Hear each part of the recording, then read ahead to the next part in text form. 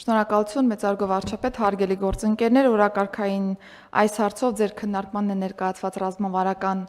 ծրագրի նախագիծ, որը ոչ թե պարզապես իրավական փաստաթուղթ է, որը այս կամ այն ոլորտի մասով տալիս է պետության առաջիկա տարիների կտրվածքով մոտեցումների եւ նաեւ գործողությունների մասով պատկերացում, այլ այն անդրադառնում է թե մեր հանրության առողջությանը, առողջապահական ոլորտին եւ թե նաեւ հանրային անվտանգությանը եւ առաջին անգամ թմրամիջոցների ապօրինի շրջանառության դեմ պայքարի թեման անդրադարձ է ունենում այս դիտանկյունից եւ ոչ թե հակադրում ենք հանրային անվտանգությունը հանրային առողջապահությանը, այլ ճիշտ բալանս ենք ապահովում, որպեսզի երկու թևերը կարողանան ճիշտ աշխատել։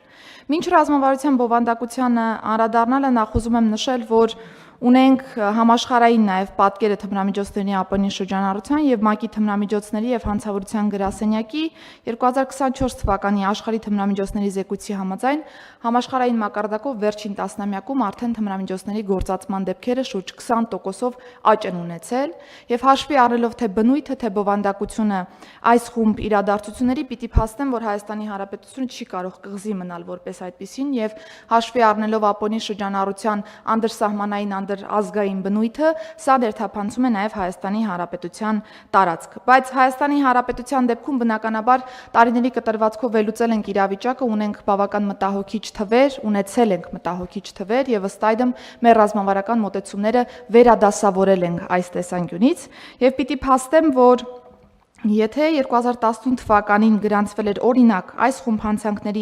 877 դեպք, 2021-22 թվականներին, երբ որ կառավարությունը նաև հայտարարեց այս խումբ հանցագործությունների դեմ պայքարը ավելի ինտենսիվացնելու քաղաքականության մասին, պիտի փաստեմ, որ թվերն էական աճ են ապրել, հաշվի առնելով բացահայտման աճի մասով մեր ունեցած տվյալները, եւ արդեն 2023 թվականին ունեցել ենք 5070 դեպքի արձանագրում։ Բայց այս տարվա կտրվածքով արդեն երբ որ 2023-ը վերլուծել ենք, մենք նկատել ենք, որ կարիք կա նաև փոխելու մեր քաղաքականությունը եւ ավելի շատ շեշտը դնելու ներմուծման շղթայի վրա եւ նաև արտադրության շղթայի վրա, որպեսզի հետագայում մանր չափի արդեն թմրամիջոցների ապօրինի շրջանառության դեպքերն ավելի նվազ լինեն եւ ունեցել ենք կոնկրետ արձանագրում արդեն վիճակագրական առումով եւ 2024 թվականին արդեն արձանագրել ենք 3639 դեպք, որը բնականաբար նվազում է իրենից ենթադրում։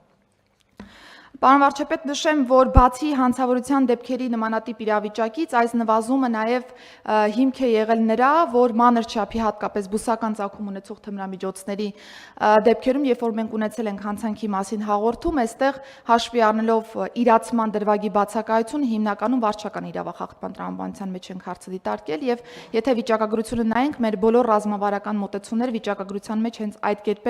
արտացոլվել են եւ թմրամիջոցների հետ կապված վարչական խախտումների տեսանկյունից ունեցել ենք աճ որպես այդպիսին։ Առողջապահության նախարարության կախվածությունների բուժման ազգային կենտրոնի կողմից եւս վերջին տարիներին ունեցել ենք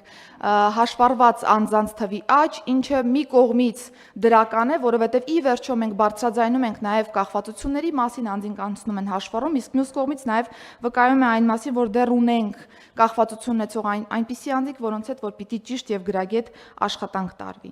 Ասեմ, որ պետական քաղաքականության տեսանկյունից, ինչպես նշեցի, մենք հաշվի ենք առել նոր ռազմավարական փաստաթղթում թե հանրային անվտանգությանը վերաբերող դրվագները եւ թե նաեւ հանրային առողջապահությանը վերաբերող դրվագները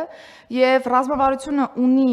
13 ուղղություն այս պայդրությամբ նախատեսված, անցել է միջազգային փորձաքննություն, ՄԱԿ-ի հանցավորության եւ թմրամիջոցների գրասենյակի կողմից ստացել է դրական ռեակցիան նաեւ մեր միջազգային գործընկերների եւ ես պիտի փաստեմ, որ մենք անդրադարձել ենք հարցի բոլոր շերտերին, կրթությունից սկսած մինչև շահառու խմբերի հետ աշխատանք, այդ թվում ծնողական համայնքի հետ, այդ թվում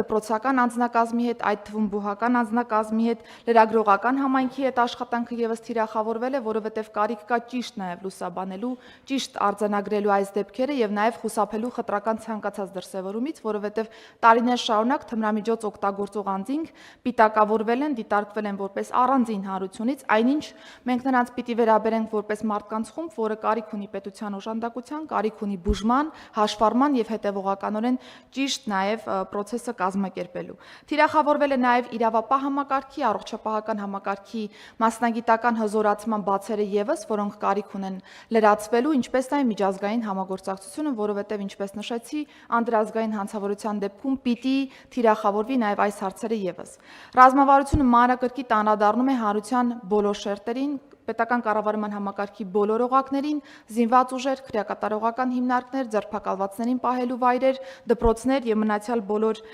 կառույցները, որոնք կարող են այս կամ այն կերպ առնչվել այս դեպքին։